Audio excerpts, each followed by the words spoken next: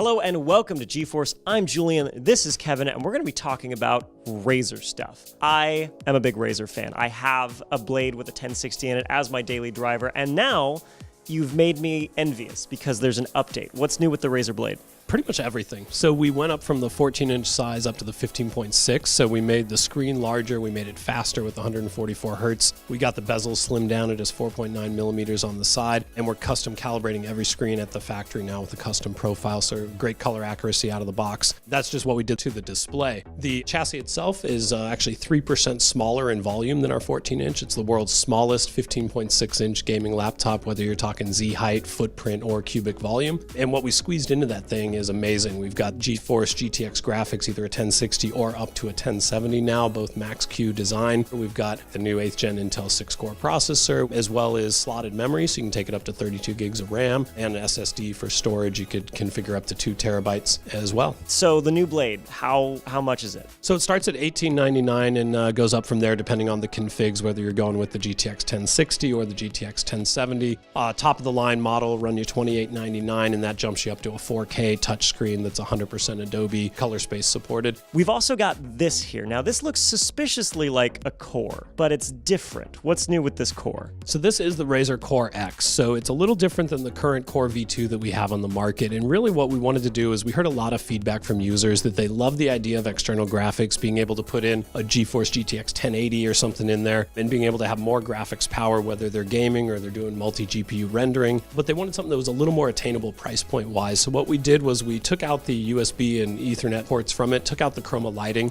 put in a more standard ATX power supply, increased the footprint just a little bit, but dropped the price down from $499 down to $299. So now you can get into external graphics at a much more attainable price point. Well, Razer, we're happy to be a partner with you and see what you guys use our cards for. The new Razer blade looks awesome. The Core is more accessible if you need that external hardware. Thank you so much for coming in and talking with us today. My pleasure. Thanks for having me. Thank you guys for tuning in here on GeForce. If you need some new hardware, we are running our contest through E3 where we're giving away a $5,000 PC build, bunch of GTX 1080 Ti's, 4K G-Sync HDR monitor, and lots more besides. So stay tuned, subscribe, leave a comment to be entered to win, and we'll see you next time on GeForce.